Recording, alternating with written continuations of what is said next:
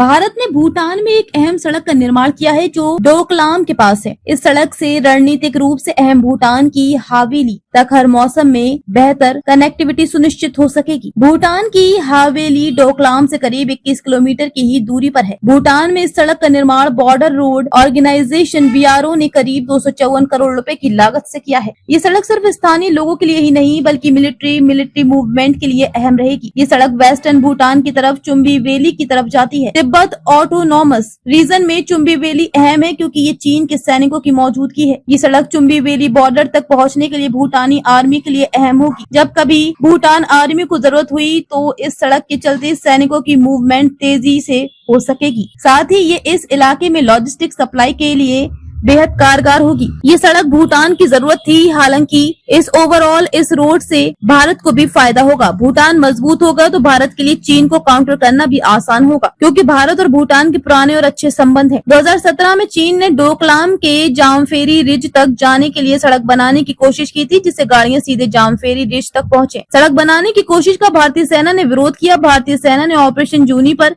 चलाया। भारतीय सैनिक डोकलाम एरिया पहुंचे और सैनिकों ने ह्यूमन चैन बनाकर चीनी सैनिकों को रोड का काम करने से रोका। 72 दिन तक चले गतिरोध के बाद चीनी सैनिकों को वापस जाने को मजबूर होना पड़ा। चीनी सेना ने डोकलाम में कई इंफ्रास्ट्रक्चर और हेलीपैड बनाए और वहां करीब 600 सैनिकों की स्थायी तौर पर तैनाती की। डोकलाम भूटान के एरिया में आता है लेकिन ये सिक्किम, भूटान और तिब्बत का ट्राई जंक्शन है। जामफेरी रिज की अहमियत ये है कि जामफेरी रिज पर जो पहले पहुंचेगा वह दूसरे पर पूरी तरह हावी हो सकता है। अगर चीनी सैनिक जामफेरी रिज तक पहुंच जाते हैं तो उन्हें वहां से भारतीय सेना की डोकला पोस्ट पहुंचने में देर नहीं लगेगी। जामफेरी रिज से सीधे सिलीगुड़ी कॉरिडोर पर नजर रखी जा सकती है। भारत का सिलीगुड़ी कॉरिडोर सामरिक रूप से बेहद अहम है। इसे चिकन नेक भी कहते हैं। ये बहुत संकरा रास्ता है जिससे पूरा नॉर्थ ईस्ट देश के बाकी हिस्से से जुड़ता है। Indian army chief general Upendra Dwivedi ही कुछ दिनों पहले भूटान के दौरे पर थे जहां उन्हें इस प्रोजेक्ट के बारे में भी बताया गया। हवेली तक जाने वाली सड़क में 5 नए पुल बनाए गए हैं और इसे ऑल वेदर बनाया गया है, यानी हर मौसम में कनेक्टिविटी रहेगी। इस प्रोजेक्ट को BRO के प्रोजेक्ट दंतक के तहत पूरा किया गया है। डोकलाम में भारत चीन के बीच हुए 72 दिन के गतिरोध के बाद इस पर तेजी से काम किया गया और इसे पूरा किया गया। BRO 1960 के दशक से भूटान में काम कर रही है और बॉर्डर एरिया में कनेक्टिविटी बेहतर करने के लिए कई और सड़क प्रोजेक्ट पर भी काम कर रही है।